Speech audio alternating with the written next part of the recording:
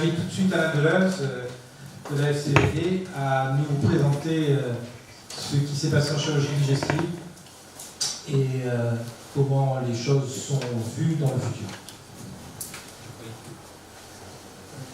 Très bien, alors merci de nous avoir invités pour parler de la Fédération de chirurgie viscérale et digestive. 10 ans d'accréditation, c'est long, mais c'est également court. L'accréditation, c'est la gestion de risque, et c'était une notion totalement ignorée par les chirurgiens avant les démarches d'accréditation. Ce n'était pas enseigné dans les facultés, et les chirurgiens ignoraient totalement cette notion de risque. Alors pendant des années, nous sommes une génération qui a vécu sous l'evidence-based medicine, qui est très respectée sur le plan intellectuel, qui n'a pas toujours les retombées qu'on pourrait penser en pratique. L'accréditation, c'est du retour d'expérience, c'est le retour déclaratif des chirurgiens. Ça n'a pas théoriquement de valeur scientifique, mais par contre, ça a une grande valeur pratique, c'est le retour de la vraie vie.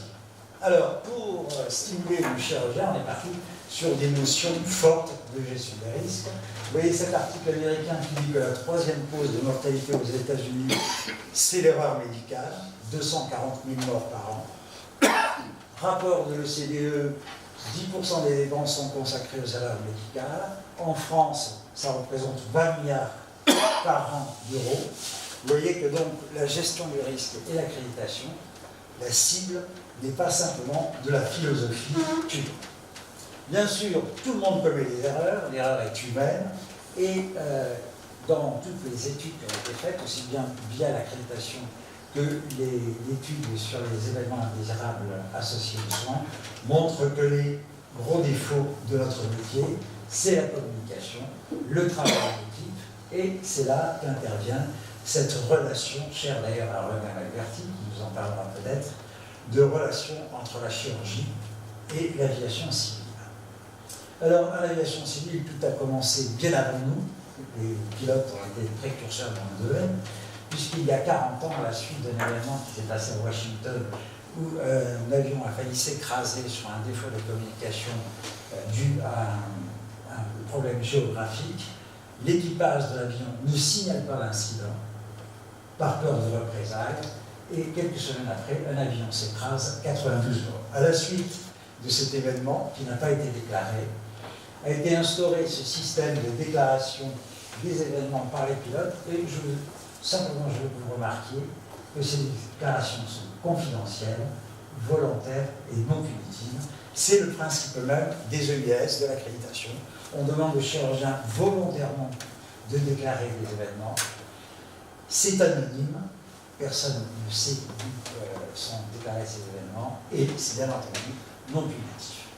Alors la Fédération de chirurgie viscérale et digestive, cette photo c'est la photo de notre site, est à la fois un organisme d'accréditation, mais également un organisme de l'EBC.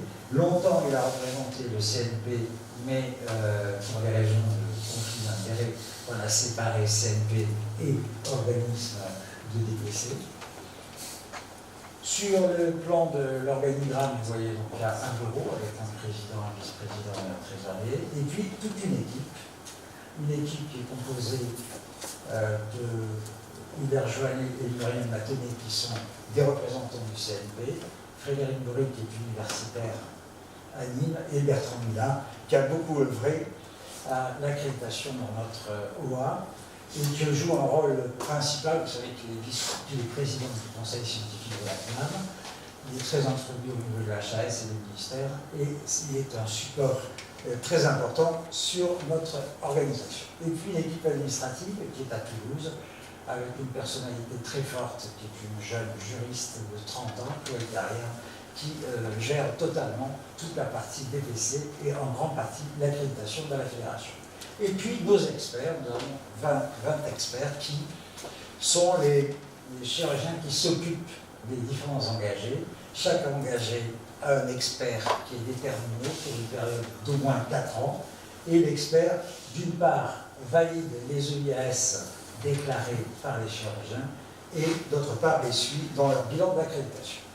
Donc un rôle de compagnonnage qui est très important dans l'organisation de la fédération. Alors quelques chiffres.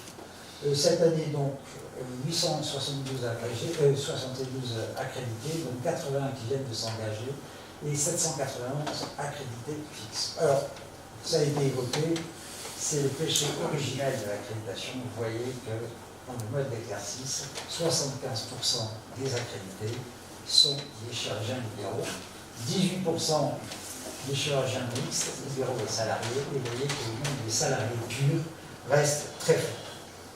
Sur les engagements en 10 ans, vous voyez bien sûr les 3 premières années, il y a eu un essentiel d'engagement.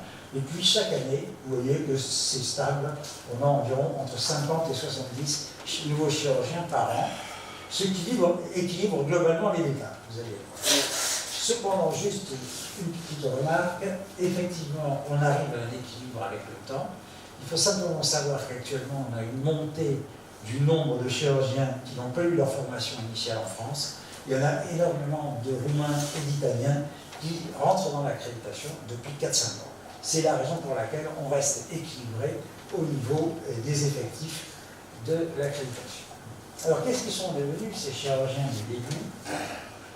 Donc, 2009, 692 chirurgiens sont accrédités. Au bout de 4 ans, vous voyez qu'on avait perdu 15%.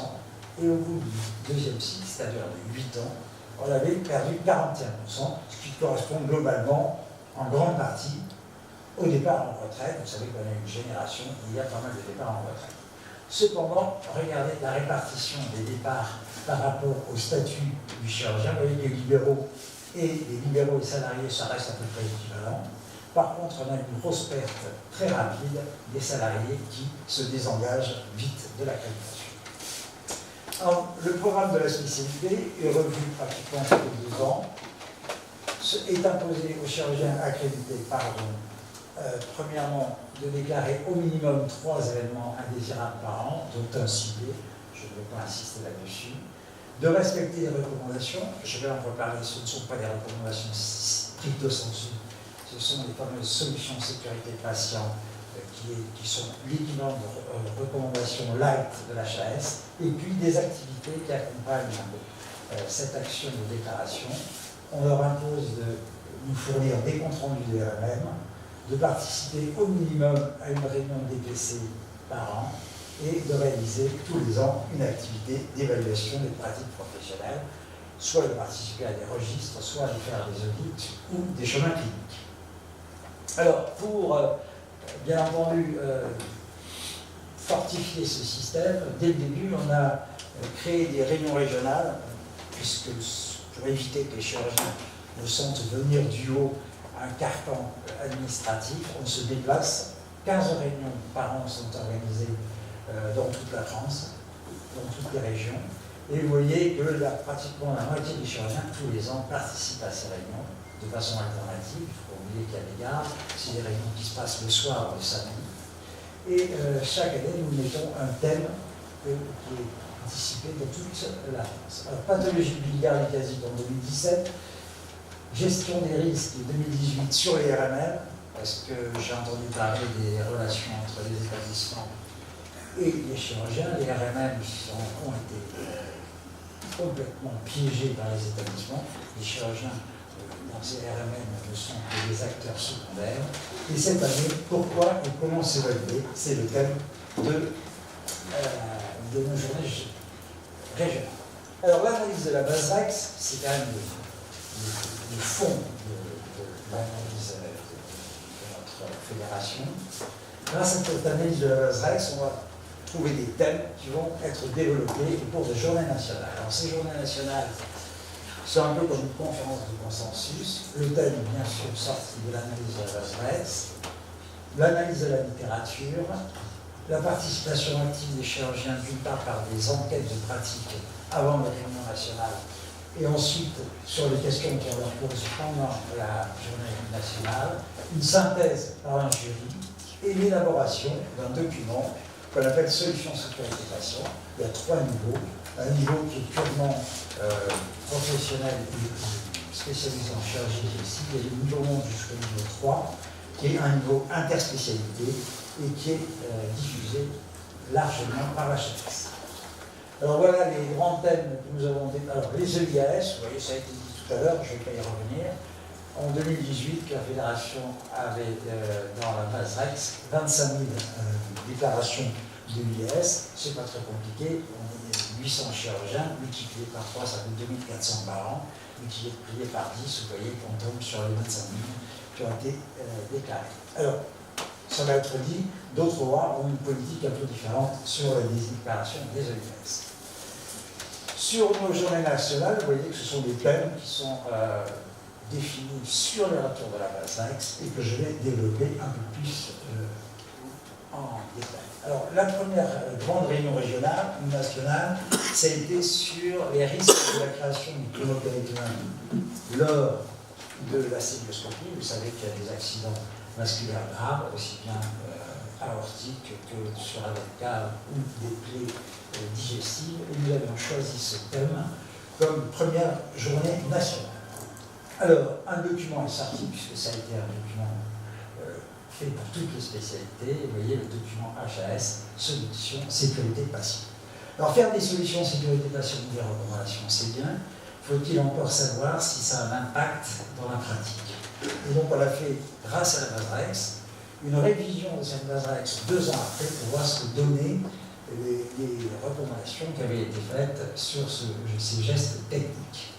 Et bien, je ne vais pas tout vous donner, mais globalement, sur la technique fermée, où on avait pas mal de plaies aortiques et des AVK sur la ponction à niveau ombilique par l'aiguille de Palmer, le fait d'avoir demandé aux chirurgiens d'arrêter ce geste de ponctionner que en sous-costale gauche a supprimé toutes les déclarations dues à cet accident. Donc, vous voyez un des premiers effets de cette gestion du risque.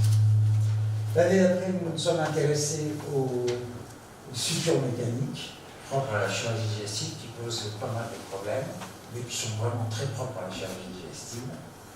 Et puis, l'année d'après, ça a été l'épidère. Nous avons beaucoup communiqué. Et puis, cette journée nationale qui est assez passionnante, que je vais un peu développer, qui est la gestion des risques qui fait quoi. Alors, cette histoire est partie en 2013 d'un congrès de la SFCE où avec Brice Gaillet et Jean-Michel Fabre, nous avions décidé de faire une réunion sur les risques liés à la relation anesthésiste-chirurgien. Vous savez qu'on parle toujours de cette relation qui est difficile, parfois même un peu dramatique dans certains cas. Et donc, on a fait une communication là-dessus. Une journaliste était présente à cette communication et a fait un article qui a été considéré comme trop sévère dans le quotidien du médecin, où elle parlait des morts dues à la mésentente entre chirurgien et anesthésiste.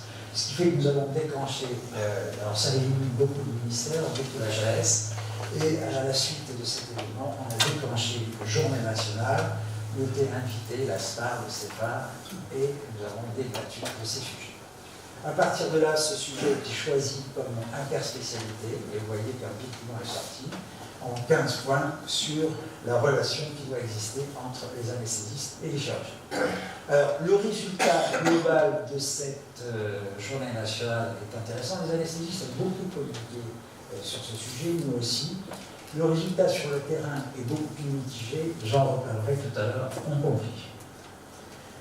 Bien entendu, on s'est intéressé à la chirurgie ambulatoire et à la RAC, qui sont les domaines de développement de la chirurgie digestive, avec cette notion qu'actuellement les risques se sont déplacés, c'est-à-dire que des risques qui étaient relativement bien maîtrisés dans une hospitalisation classique, on les a reportés sur des risques à domicile, et qu'on sait très bien qu'aujourd'hui, grâce à la base REX, on a énormément d'événements indésirables qui se passent à domicile et qui imposent des réhospitalisations avec parfois des mortalités importantes.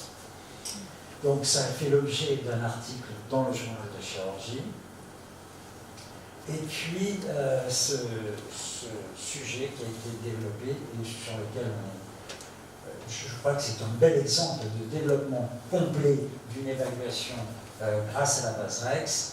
Dans les années 2011, avec Jean-François Gravier, on avait vu apparaître un certain nombre d'événements dus à l'utilisation des bistouris électriques, de l'ultrason et des bipolaires avancés, et on avait fait une communication lors du congrès de chirurgie.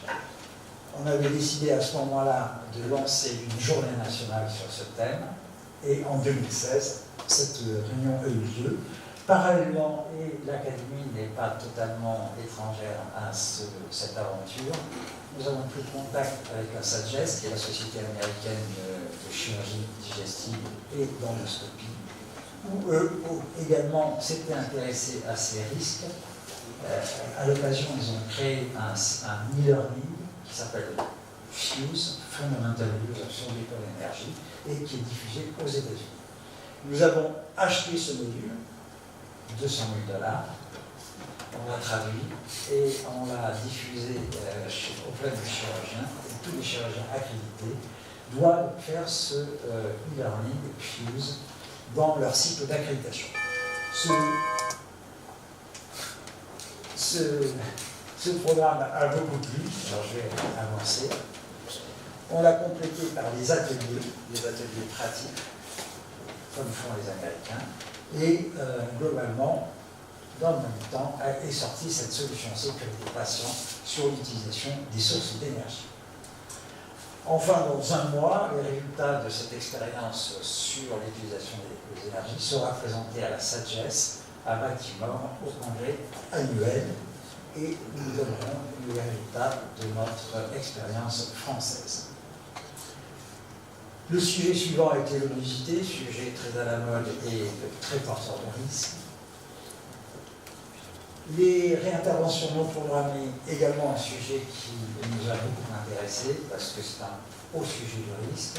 Vous savez qu'il y a deux publications célèbres, celle de Gaffieri qui est passionnante parce qu'elle montre que dans tous les établissements, sur 84 000 patients, eh bien, les complications sont les mêmes, quel que soit l'établissement, aussi bien les complications rares que les complications moins sévères. Par contre, la mortalité varie du simple au double selon les établissements. Donc l'effet seuil ne se fait pas sur le chirurgien et sur l'acte lui-même, mais sur l'environnement et sur l'équipe. Même résultat sur la chirurgie colorectale qui a été publié, qui montre bien que les risques se situent au niveau de l'équipe et de l'organisation.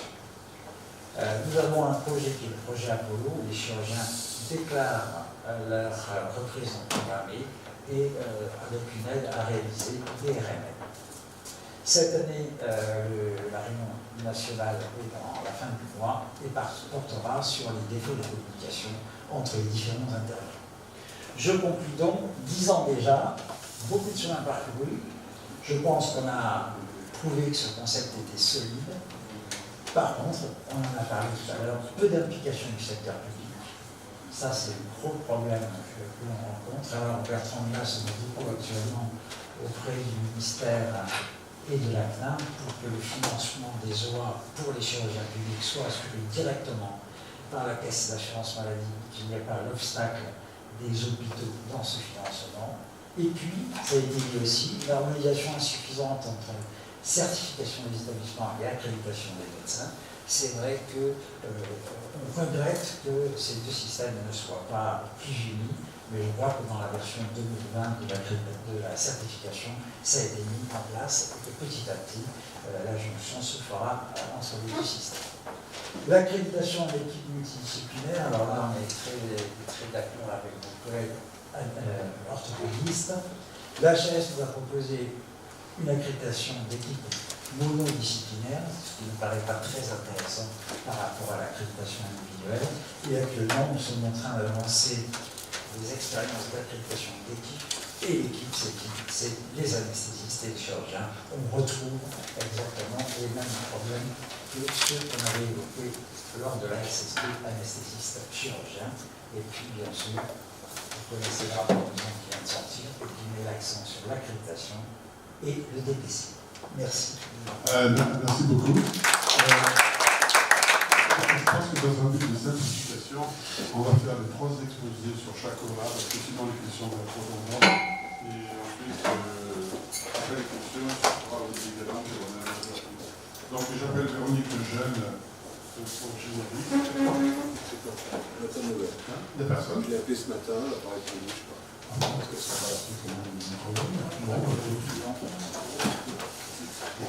Ben alors, Eric, Anthony, tu veux nous représenter le gynécologue? Il a un peu de temps comme ça.